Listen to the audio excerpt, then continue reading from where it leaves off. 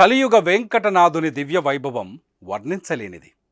ముత్యాల సరాలు, కౌస్తుభ హారాలు, కేయూర కంకణ మణికుండలాలతో అలరారే ఆ శ్రీనివాసుని సౌందర్యాన్ని ఎంతసేపు వీక్షించినా తనివి తీరనిది. నిజంగా అది అపర వైకుంఠం. అక్కడ కొలువైన ఆ వెంకటనాథుడిని దర్శించుకోవాలని పరితపించని వారుండరు. అలాగే అయోధ్య నగరంలో నవ్య తేజో విరాజితుడై వెలుగులీనుతున్న బాలరాముడిని చూడాలని తపించని వారుండరు. అది కలియుగ వైకుంఠం. ఇది అపర అయోధ్య నగరం. అక్కడ వెంకటరమణుడు, ఇక్కడ బాలకోదండరాముడు. గజం కేవలం 23,000 రూపాయలతో 165 గజాల భూమి కేవలం 38 లక్షలు మాత్రమే. రెండూ పవిత్ర పుణ్యప్రదమైన క్షేత్రాలే.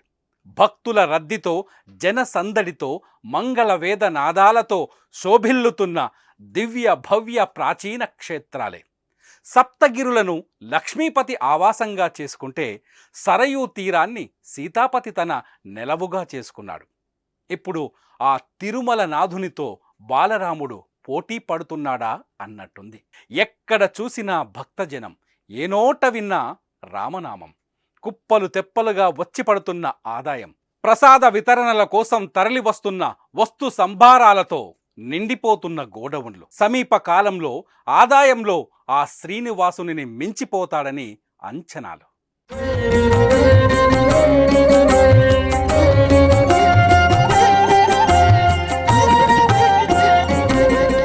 ఇద్దరి అంశ ఒకటే, ఇరుమంత్రాలతో ధ్వనించే శబ్దం ఒక్కటే.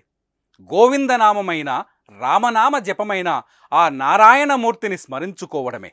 కష్టాలు తీర్చి కడగండ్లు తీరి సుఖమయ జీవనం సాగాలంటే, ముక్తిప్రదమైన యోగం కలగాలంటే ఆ స్మరణం, ఆ నామం, ఆ జపం తప్పనిసరి. ఒకటి కలియుగ మంత్రం, ఇంకొకటి కరుణించే మంత్రం. అజేయ శక్తినిచ్చే అద్భుత మూర్తులు వారులు. దయామయులు, కరుణామయులు వారు. ఆపదల నుండి గట్టెక్కించే ఆపద్బాంధవులు వారు. వారి నామస్మరణం, వారు కొలువున్న క్షేత్రాల సందర్శనం పుణ్యప్రదం. అందుకే ఆ వెంకటనాథుడిని దర్శనం కోసం తిరుమలకు పోటెత్తే భక్తులు అధికం. ఇప్పుడు అదే స్థాయిలో అయోధ్య రామ దర్శనం కోసం వస్తున్న భక్తుల సంఖ్య ఎక్కువగా ఉంది. భవిష్యత్తులో భక్తుల తాకిడి మరింత పెరిగే అవకాశం ఉండడంతో ఆలయ ట్రస్ట్ ప్రత్యేక దృష్టి సారించింది. తిరుమలలో మాదిరిగా అయోధ్యలో కూడా భక్తులు వేచి ఉండేందుకు పెద్ద ఎత్తున గ్యాలరీలను నిర్మించాలని భావిస్తోంది.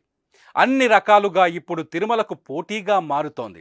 ఆదాయ రూపేణ కూడా తిరుమలకు ధీటుగా నిలుస్తుందని భావిస్తున్నారు. ఇప్పటికే అనూహ్యంగా విరాళాలు పోటెత్తాయి. ఇక చాలంటున్నా విరాళాలు ఇచ్చేవారు భారీగా ముందుకొస్తున్నారు. నిర్మాణం కోసం వసూలైన వాటిలోనే ఇంకా వేల కోట్ల రూపాయలు మిగిలాయని చెబుతున్నారు.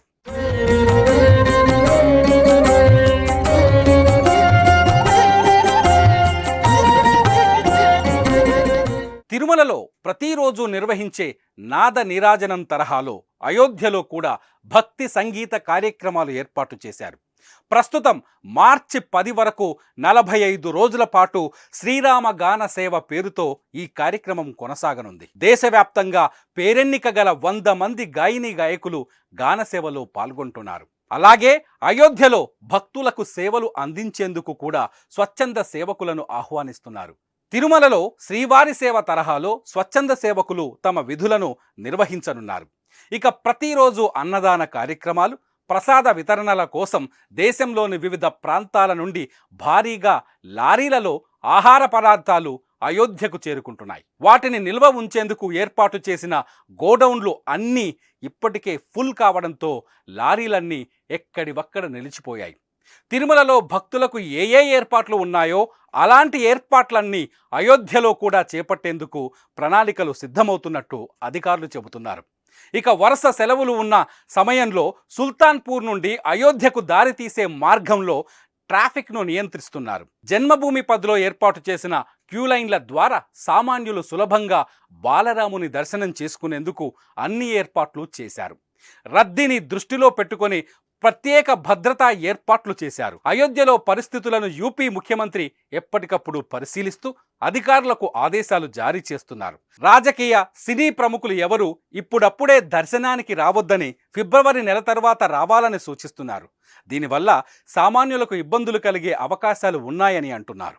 రామజన్మభూమి తీర్థ ట్రస్ట్ కల్పించే మౌలిక వసతులకు తోడు పెద్ద మొత్తంలో పెట్టుబడులు పెట్టేందుకు ఎన్నో ప్రముఖ సంస్థలు ఆసక్తి చూపిస్తున్నాయి.